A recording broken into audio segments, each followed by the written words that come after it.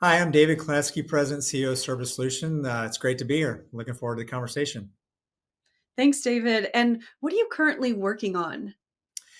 Yeah, well, look, it's after more than 3 decades in the chemical industry, I've really shifted my focus over the last few years on something that I'm really passionate about, and that's battery recycling and recovering critical minerals. It's so critical for our country and important for the planet that we do this. And it's just not about being in a business or working in a company.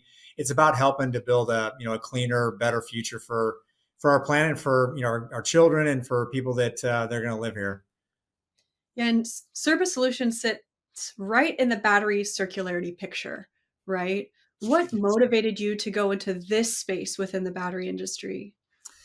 Yeah, when you look at the battery industry, I mean, it all starts with materials, right? In the end of the day, and being able to access those materials and have a reliable, sustainable supply chain for those materials. And when I look at the energy industry and I look at batteries, this is really it's kind of an engineering chemistry type solution and problem that we have out there that we're trying to fix. And I think being a part of that and being able to make sure that we've got access to those materials is really critical. Yeah, making sure that we close the loop on the supply chain and we're not shipping all the materials overseas, right? The US can maintain Exactly. that supply. That's Yeah. so important. And I'm hearing so many conversations, like at the NAATBatt battery recycling workshop just last week. A lot of people were talking about the challenges there. And for you, what are the challenges amongst this circularity that you are specifically tackling? Yeah, I mean, look, the industry's the battery supply chain's tough right now, right? There's a lot going on out there. I'm excited about it because I think how we generate, how we store and use energy is really important. The industry's changing really fast, and if you rewind 5 years ago or even 10 years ago, I mean, there weren't a lot of batteries being produced in North America, for example. But it's important now, and it's really competitive. I mean, we are dealing with a global industry right now, and when you look at the battery space, the U.S. and North America has to be really competitive in how we do that. So it's all about thinking how we can do this and be competitive on a global scale. I'm optimistic about that. I think as we start to really regionalize the battery supply chain and develop kind of a local ecosystem, I think that's going to just unlock new opportunities for us to be competitive and for the industry to be successful here. Great.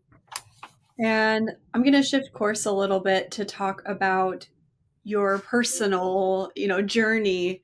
So David, what are you most proud of personally and professionally? Yeah, that's a great question. Personally, I'm most proud of my daughters. I mean, I have two daughters. They're teenagers. Hands down, they're my most proudest. They're my most proudest thing to be, from a professional, or sorry, from a personal perspective. Watching them grow into thoughtful, young, curious women is important, and it's rewarding to see them do that over the years. They've changed a lot in the last 5 years in terms of their curiosity and just how they're growing up and how they view the world. I mean, they see the world differently than I did growing up. I mean, it's a different space out there with social media and things like that. But I love that they get the opportunity to experience that, and I hope that they use that perspective to make a real impact. That's what's really important to me. Is I tell them every day, like every day, you should wake up and figure out how you're going to make an impact on the world and impact on your environment that you're working in. Are you a big fan of acting global or acting local? What's your take on that? I've been fortunate. Like throughout my career, I spent over 10 years of my career outside of the country working in different cultures. I was in Europe for a number of years, in Asia for a number of years. And I think you have to think global. I mean, in today's world, thinking global, at least understanding what that means to be global and understanding what the landscape is really important. I do think that depending on the industry you're in, you have to obviously understand the local dynamics of what's going on, whether you're building a facility in a local community, and understanding the people there and how they interact and how you can attract talent is important. But just having that global perspective in my mind is so critical. I think it shaped me for who I am today, having that perspective and being able to work with people across different cultures and different countries. Right. It's so much today of the technology in the battery industry is focused in East Asia, and learning and collaborating across borders becomes so important to building out the supply chain. And Yeah. as you're going about establishing service solutions and the circularity, what are some of the guiding principles that you have? Yeah, it's interesting. We talk about our core values a lot at our company, and that's super important for us. I mean, our core values are, really focused on being collaborative, on being innovative, on being resilient, and being inclusive. And I know those a lot of people use those words because they're fairly important words as a person, as an individual. But we go back to that almost every day in everything we do, whether it's how we're developing our people, whether it's how we're setting our strategy up. And if we're not true to those core values and that culture, then I think that's a challenge, right? And I've seen, a lot of companies that have been really successful in sticking with their core values.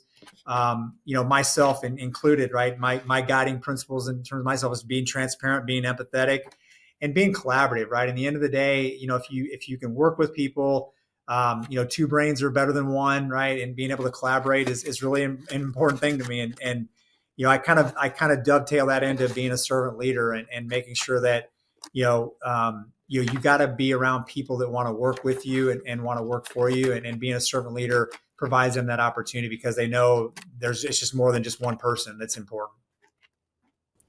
What's been a really great example of collaboration that you've seen in the battery industry? Yeah, I think if you look at, I mean, over the past, 15 years in the United States, I think back at 2010, because that's when I started kind of getting really involved into batteries. I think there's been an evolution of that supply chain and people getting more and more involved and working together. I mean, I look at NAATBatt. I mean, NAATBatt is a perfect example of started out with, a dozen people in a room one day thinking about how, they tackle the challenge that was back then about how we develop a battery supply chain to now we have over 300 70 member companies, not people, but companies that are actually members of NAATBatt. And you think about the activity that goes on in the meetings, the actual the groups that we have that are organized outside of just NAATBatt itself. We got a recycling committee, we've got the end of life committee. There's all kinds of committees that have now formed. That, in my mind, is a true example of industry collaborating and trying to figure out ways that we can be better as an industry. We can also make sure that we have a sustainable supply chain that the country can rely on as we continue to build that. So when I think of industry collaboration, NAATBatt's in my mind a perfect example, and I use that a lot from the industry perspective. It's just a perfect example of collaboration. And those committee meetings, I think, are super powerful because you're literally in the room with the people who are making these decisions and shaping the industry. Yeah. What advice would you give to someone who's looking into getting involved in a committee? How would they start doing that? Yeah, my first question to them would be, why haven't you already gotten involved? It's such a good organization, and again, I think there's no downside to be involved in NAATBatt. I mean, you get to engage with the entire supply chain, and there's people that aren't even in the supply chain that are part of NAATBatt because they want to understand the industry. They want to be able to figure out how they can provide services to people that are in the battery industry. I mean, there's insurance companies that are part of NAATBatt because they know that there's an opportunity to work with companies that are looking to ensure their operations of their plants. So I think you just have such a broad spectrum. There's really no downside in my side. I mean, my view, the cost to join is really, really cost effective. It's not that expensive at all. And you just get access to so much, and you get the ability to interact with so many different people. And again, not only high level people in companies, but people all the way down that are doing things, implementing things, building plants. So you have just a very nice cross section of companies, of people that you get to interact with and have the ability to, one, you get to learn, right, a lot about the industry. And then two, there's so many connections that are being made in terms of business to business connections that go on in these meetings.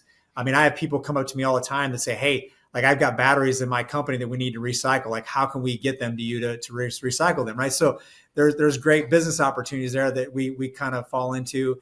And also you have companies that are struggling, right? They need help with certain things, and how can you help them? And we deal with different parts of logistics, and how can we help them with logistics? So there's just such a wide range of opportunities that you get access to that I think it's just worth the time and effort. And it's for some people it's also a development opportunity, right? Being able to access that type of network and learning, you learn a lot about the battery industry. right? Because there's so many new companies and new people that are emerging into this industry, especially post IRA, Yeah. that are looking to get their bearings, looking to share, hey, this is my expertise. I have something to add in this industry, or we want to grow in this Yeah. industry. And that's really the place that connects the dots, right? Those committee meetings. And Yeah. you go to the other meetings as well, the in person ones, right? Like the Yeah. annual conference. Yeah. Well, and it's like I said, it's low cost, it's high impact. You're with the key decision makers. I mean, you get access to a lot of the new stuff that's going on in the industry, and also, I Jim and I talk a lot about this, but how can NAATBatt also help kind of shape the industry a little bit, right? I mean, we're not obviously a lobbying group or anything like that. We're a nonprofit, but like people come to NAATBatt and look to NAATBatt to like provide some advice and some guidance on how the industry should operate going forward. Yeah, and that's where those committee meetings and education and making Yeah. those connections helps move those conversations and create those initiatives that are needed into the industry. I feel like with Yeah. Liebridge too, right? Yeah. That was something that came kind of out of NAPBAT as well as other organizations to help inform what's the path forward. Yeah, and I think with the current administration, there's a lot of education going on right now. They're trying to learn about batteries. They're in the last 6 months, right? It's just been. I mean, I've spent a lot of time, interacting with different parts of the organization, the administration, and a lot of it's just learning, right? They're trying to learn. They're trying to figure out where they can be helpful. And look, if they come to NATBatt, they've got access to pretty much everybody in the supply chain that can access that. The one-stop shop. Exactly. Exactly. And David, what are you doing when you're not working on battery technology in the industry? Yeah, good question. There's not a lot of that time left, but no. In all honesty, I mean, I spend a lot of time with my daughters. Kind of as much as I can with them. They're getting, like I said, they're teenagers, so they're getting a little bit older, and getting ready for college here soon and things like that. So I spend as much time as I can with them. Think a little bit about my future, like what are the next steps in my career, and how can I continue to have an impact as they get older, and as I start to think about other things with my career as well. So I dream a little bit, think about what's important for me, what's my third career eventually going to look like, or fourth career. You always think about those things, but just think a lot about how I can continue to have an impact and influence people that I've interacted with for the last 20, 30 years, or also the younger people coming up, and how can I help them. And I mean, I think it's kind of one of these things, right? We have an opportunity to keep things alive and keep things moving for the country. There's a lot of opportunity for jobs. I think as a country, we've got to continue to innovate. So, those are some of the things. I mean, I've learned a lot working overseas. I've learned a lot working in the supply chain for as long as I have. And I know, kind of where people are headed and what people are thinking, especially other countries, and what their goals are. So I always think a little bit about what I can do, to help out going forward. Did you have something earlier in your career that impacted, I want to become a CEO of a company or lead a company? Was there any story or moment? It's interesting. I remember when I first joined Dow, and I don't know why I thought I was so I could do this, but I literally joined Dow, and I was there for like a couple of weeks, and I was in Midland, Michigan, doing an assignment. I had to do like 3 rotational assignments when I joined Dow, and I was actually based in Texas. My first assignment, I went up to Michigan, and I was like, I want to meet the CEO of Dow, and it happened to be Frank Popoff, who was the CEO at the time. So like I just like called over to his assistant and said, "Hey, I'd like to meet with Frank. Is there possible I could get a meeting with him? I'm some 22-year-old engineer, chemical engineer." And she's like, "Well, let me check." And I literally got a call back. She's like, "Yeah, he can meet you for lunch next week." So I was like, "Oh, cool." I didn't really pay any attention. I'm meeting the CEO of a $60 billion company. And my boss called me like 3 days later. He's like, "Hey, I heard you're going to meet with the CEO of, like, is everything okay? Like, did I do something wrong? Is there something you need? Is there everything okay?" And I was like, "Yeah, no, I'm just going to talk to the guy, just meet him. He's the CEO." I mean, just crazy story. So I actually went and met with Frank Popoff, had lunch with him. He was in the same fraternity that I was in when I was in college, which was kind of ironic. And I just had a conversation like, how did he get to where he was today? And that kind of, I mean, I realized like, oh my gosh, like I am so far away from ever getting that job in my lifetime. So I didn't think anything of it. And like my goal at Dow was to eventually be like an R&D director, a global R&D director for a business, for example. and I got there fairly quickly, which was lucky, a lot of luck, a lot of great mentors that helped me get there. And then it was kind of like, what's next? Like, what do I do now? Like, I'm 40 years old and I'm there. I got a little bit more time to work still. So how do I do that? So I started thinking about how else can I make a difference. And I've been very fortunate. I've had a lot of great people support me in my career, and it's been I say this all the time, like I'm not that smart, but I've had a lot of lucky chances come my way, and I've had a lot of great supervisor and mentors that have helped me get there. And I'm just thankful for the opportunity that I've been given and been put in front of me. And try to make everything I can, make the best out of everything I've got in front of me. Not look ahead too far. And things happen to good people, and I just try to keep my head down and do good things.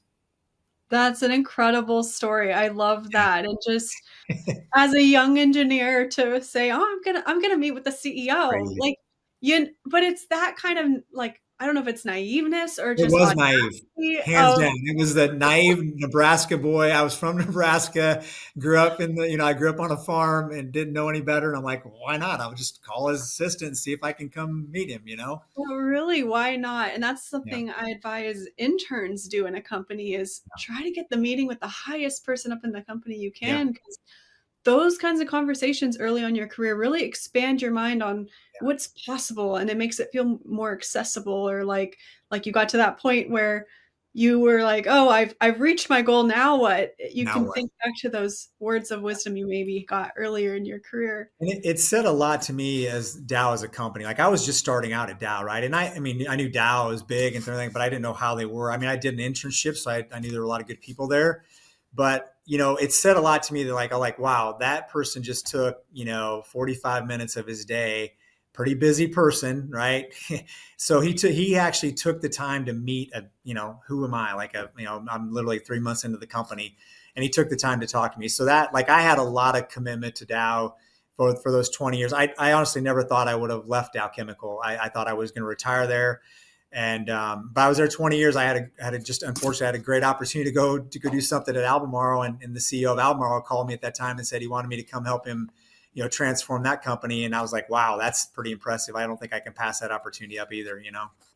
Wow, that's incredible, and it really speaks to, you know, of the evolving chemicals industry, right? Yeah. And the circularity that's now being considered across the board.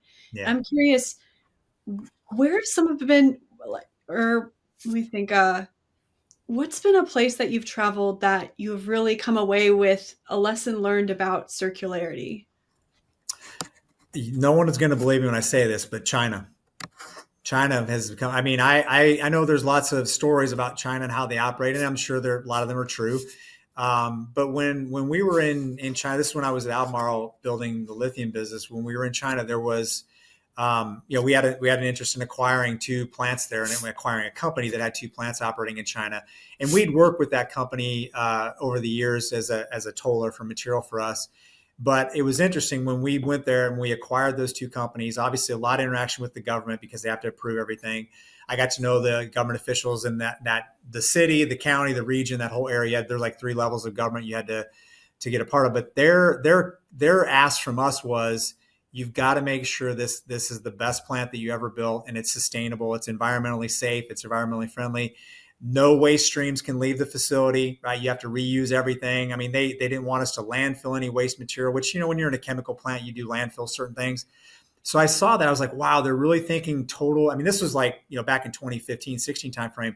So this was 10 years ago.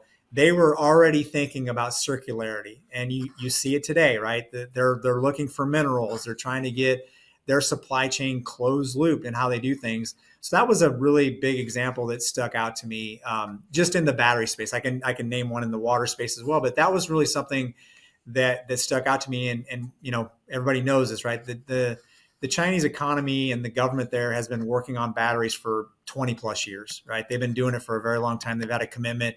They want to produce EVs for the world, and you're seeing that today, right? So it's a commitment that they made to become more circular in how they operate their infrastructure, and I think it's coming to life today. Wow, that's really incredible example. And just thinking about building operations with circularity in mind from the beginning Yeah, versus waiting for some point in time when it may be economically beneficial or something like that, right from the very beginning. I love that. And what's an innovation or trend in the industry that you think more people should be paying attention to? Yeah, I mean, everybody talks a lot about talks a lot about AI and those things, which is obviously it's a trend. I mean, I think about the internet. When the internet came out, I'm kind of like, okay, what's going to happen? With the internet was great, and then it was like, okay, there's a lot of good things, but there's some bad things about the internet. I hope AI, we learn from that, and AI doesn't. There's more good than bad that comes out of it. But I always come back to the three areas: food, water, and energy. We need those things. We need all of those, right, to survive. And there's a lot of innovation occurring in each of those spaces. I mean, you look at food, the planet's more people on the planet. We got to figure out how to make food more cost effectively, more food for people to survive. You think of water. I still think water is a massive issue for the planet. I was in the water industry at Dow for a number of years, and I do think water is still going to be a critical issue. Depending on where you live, it's already a very critical issue. Some places that have access to it, no big deal. But when you don't have access to water, your life changes dramatically, and that impacts your food as well, right? But I still think there's a ton of innovation going to occur in the energy space. I do think how we generate energy is going to continue to evolve. I know there's some little bit of hiccups here in North America right now. We're being kind of pushed back a little bit, but I do think there's going to be some innovation in the area of nuclear energy and things like that will definitely transform how we produce energy. I think the battery space still has a ton of innovation left in it. I mean, we're not there with solid state batteries yet. That's going to change the game in terms of energy density and being able to store energy. So you produce it, you store it, and you use it, right? Those are the three things that I think we have to focus on. I think there's going to be a lot of innovation in that area that will transform our lives, quite honestly. Absolutely. And I love how it's these trends outside of the battery industry, right, that are really going to feed in and nourish it and help it shape which direction the technology grows in. So I'm really glad you pointed out the innovations in AI happening right now and how that may influence the industry. Well, without energy, AI doesn't work. You need computers and you need power, right? You need energy to power this. So like there's a ton of energy generation that has to occur in order for AI to be realized. Yeah, absolutely. Well, this has been a really great conversation to get to know you, David. Are there any final thoughts you'd like to share with the audience?